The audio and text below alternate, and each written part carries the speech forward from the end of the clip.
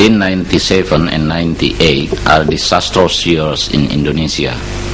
Heat wave of El Nino bring along dry season, forest fire everywhere, and an economic crisis.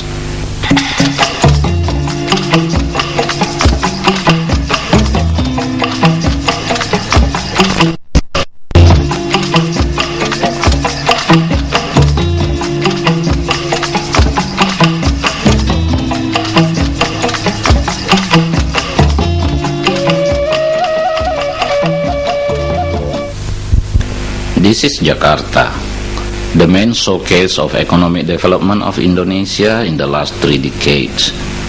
It seems glamour, but actually very vulnerable, full of corruption and nepotism practices. Economic crises have set this country back to the 60s into the group of poor countries in the world.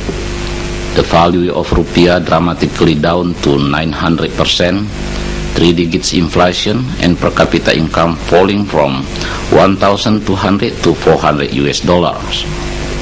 Millions of people lost their jobs and thousands of children flooding the streets looking for additional income. Cities and towns now crowded by informal workers, scavengers, and beggars. Food crisis and famine then fastly spreading all over the country. The remote island of Malukas in the eastern part is not an exception, as stayed out by a fisherman and a housewife of Kay Kecil Island. Karena kemarau panjang, maka itu makanan asli dari macam di sini kan dan Bali itu mengalami apa ini? Banyak yang mati, pertumbuhannya tidak begitu baik. Kalau di sebagai standar jagung ini mengalami banyak penyakit. Soalnya baru-baru kan dalam musim kemarau panjang dalam bulan Januari ini, maka kekuatan jagung ini kira-kira baru 1 minggu saja habis. Jadi sekarang masyarakat bekerja untuk mencari kehidupan sehari-hari hanya dengan standar kehidupan perikanan. Tapi toh dalam bulan ini ikan kan dia naik kan tidak begitu baik, maka ekonomi kebadan paling lemah. Maka dia mencari hari ini untuk kebutuhan hari esok. Seterusnya begitu. Makan balik sedikit-sedikit. Kalau ada uang baru mungkin beli tambah beras. Sekarang ke pasar itu kelapa saja, karena bisa juga kurang kemarau panjang jadi kurang. Mungkin makan sedikit-sedikit tambah seling-seling dengan sagu dan beras bal. Di sini karena musim lapar jadi tidak dijual, cuma untuk makan saja. Kalau misalnya selain kopra itu ada barang-barang lain, bahan-bahan lain yang bisa dijual untuk dapatkan uang beli beras lagi atau tidak? Tidak ada. Tidak ada. Cuma mungkin cari teripang kah, ikan kah itu dijual sama orang Cina dengan perusahaan perusahaan ngadisan, berdapat uang sedikit beli beras kah, sagu kah. Kalau tidak ada punya sagu lagi itu beli orang lain kan.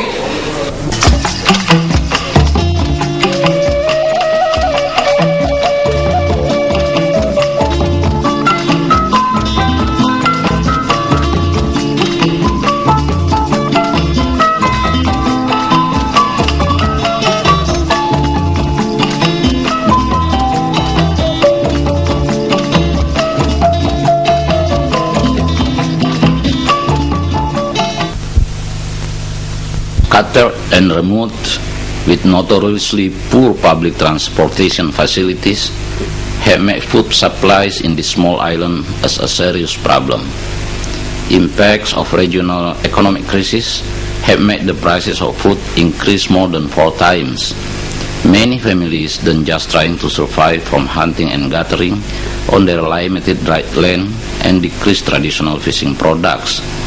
In Southeast Malukas, covering the group of islands of Kay, Aru, and Tanimbar, people dying because of famine was found in some places. Forced by popular demand for political and economic reforms, the local government then explicitly exposed the facts, something that was always hiding before with many euphemistic terminologies and even repression. Saya ambil contoh beberapa kasus yang terjadi di Maluku Tenggara dan khususnya di beberapa desa. Di Kei Kecil misalnya, di desa Wain, di desa Reval, Iso, itu mengalami suatu kerawanan pangan yang boleh dikatakan sudah mendekati kondisi yang sangat akut, dalam arti ibarat suatu penyakit yang sudah parah. Lain halnya juga misalnya di kasus yang ada juga di Tanimbar Selatan. Di Tanimbar Selatan.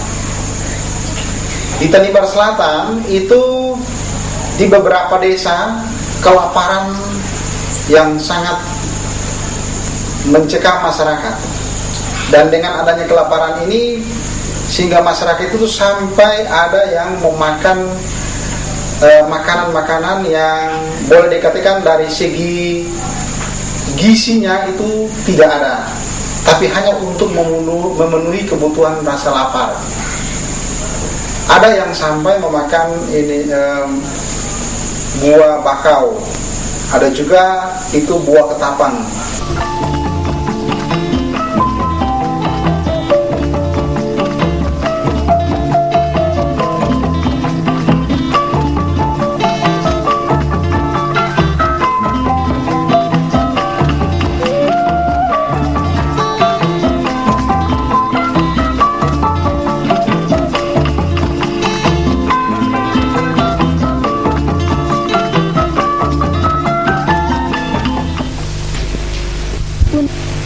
However, there are some local leaders still cannot free themselves from this political hypocrisy, like a village head in Kei Kecil, where its 4 people have died because of famine.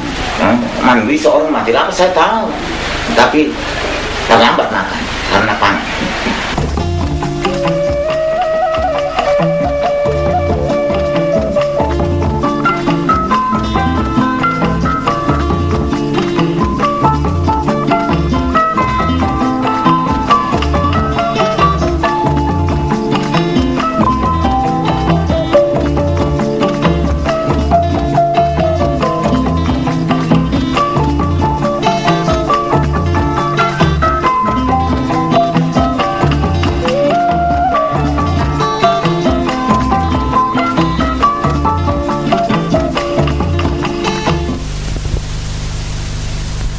Many obstacles, but initiative and willingness still there.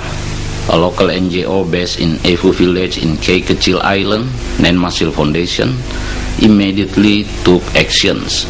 With financial support from Oxfam GB and AUS-AID, this NGO then organized the local people trying to face the problem, from emergency measurements to some activities for long-term anticipation. All of these activities was carried out together and directly with the local people as the main actors. Iya, jadi Yayasan Nenmasil dalam menanggulangi rawan pangan di masyarakat ada 2 program. Nah, program-program yang dilakukan oleh Yayasan Nenmasil itu yaitu pertama adalah kegiatan yang bersifat penanganan darurat. Dan yang kedua adalah kegiatan yang bersifat pencegahan. Nah, ini dilakukan karena kalau kita melihat siklus penanganan suatu bencana, maka sebetulnya ada 5 kegiatan yang perlu dilakukan. Misalnya yang pertama ya, itu kesiapsiagaan. Yang kedua, penanganan darurat, rehabilitasi, rekonstruksi, dan pencegahan yang bersifat pencegahan. Nah, kembali ke program penanganan darurat yang dilakukan oleh Yayasan Nenmasil itu adalah pembagian beras kepada masyarakat. Nah, kebetulan kegiatan yang dilakukan oleh Yayasan Nenmasil ini mendapat dukungan dana dari AUS-AID di Australia, maka dilakukanlah pembagian beras. Nah, Dari pembagian beras itu kepada masyarakat, kebetulan dibagikan ke beberapa desa yang di sini ada tanda merah ini, itu adalah kegiatan desa-desa yang mendapat bantuan. Itu atas kesadaran masyarakat sendiri bahwa kalau hanya kegiatannya bersifat penanganan darurat, lalu setelah itu tidak ada tindak lanjutnya dengan kegiatan yang lain, maka itu tetap otomatis mereka berada pada kondisi itu saja. Nah, sehingga ada inisiatif dari masyarakat bahwa perlu dikembangkan program-program lain. Nah, maka Yayasan Masih memfasilitasi masyarakat untuk kegiatan yang bersifat pencegahan tadi, yaitu pembukaan lahan. Nah, kebiasaannya masyarakat misalnya dari 0,5 hektar ini menjadi 0,25 hektar. Nah, tanaman-tanaman yang dikembangkan di sana adalah tanaman-tanaman lokal.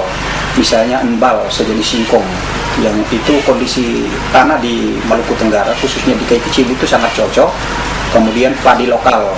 Nah, ini dari sisi teknologi ya mereka tetap menguasai sekalipun tradisional, tapi itu yang dikembangkan selama ini dan itu sangat bagus. Nah, dalam hal ini sosialisasi informasi antar kelompok itu kami membahas tentang jadwal kegiatan, termasuk di dalamnya kapan jadwal itu dilaksanakan dan bagaimana cara untuk kami bersama-sama bekerja. Jadi dalam hal ini bukan saja kelompok yang menangani rawan pangan ini mereka bekerja, tetapi kami badan pengurus dari kelompok ini langsung melibatkan diri di dalam kelompok itu untuk bersama-sama bekerja dalam lahan itu. Lalu kami mengusulkan kepada Yayasan Nen Masili Desebu untuk memberikan sejumlah dana dalam hal membantu rawan pangan ini, yang lalu mereka memberikan dana untuk penanganan pangan, dalam hal ini penyediaan pangan oleh masyarakat itu sendiri. Nah, dengan demikian masyarakat lebih berperan dalam hal menanggulangi pangan yang menanggulangi krisis pangan yang mereka alami sendiri.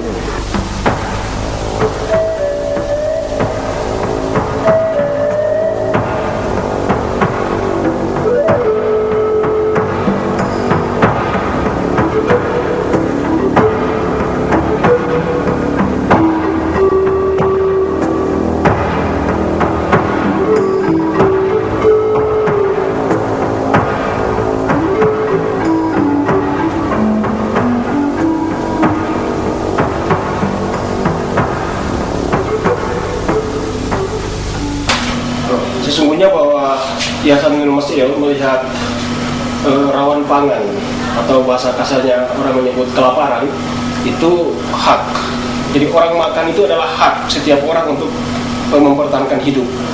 Sehingga kalau di masyarakat ditemukan bahwa orang itu tidak makan dan tidak ada orang yang punya kepedulian terhadap orang-orang yang lapar, artinya orang itu tidak menghargai hak-hak hidup.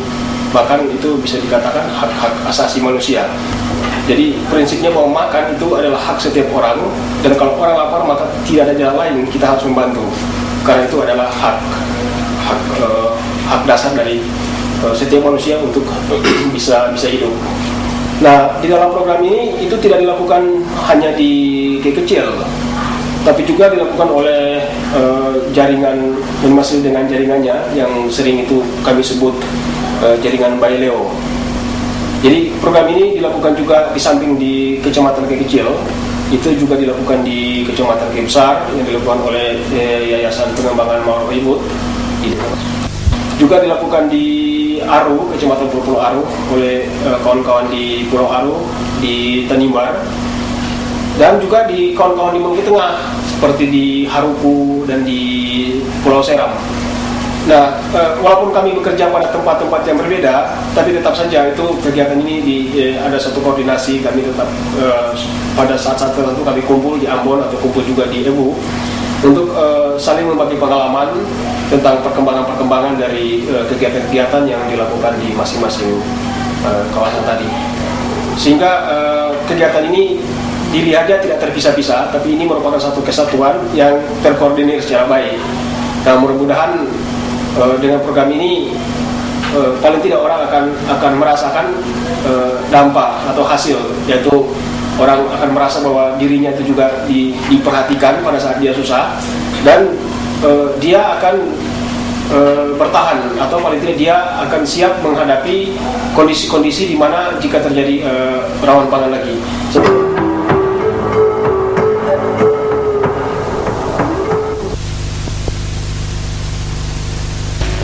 This is just one effort by the local people to face the crisis, which is probably more difficult in the next few years. Now, after 6 months hard working, they have food stocks in adequate amounts for at least 1 year. But the most important is the revival of their living spirit in a new consciousness that there are always way out for any problems, if they still keep trying and maintaining their common understanding and willingness to work together to change the reality.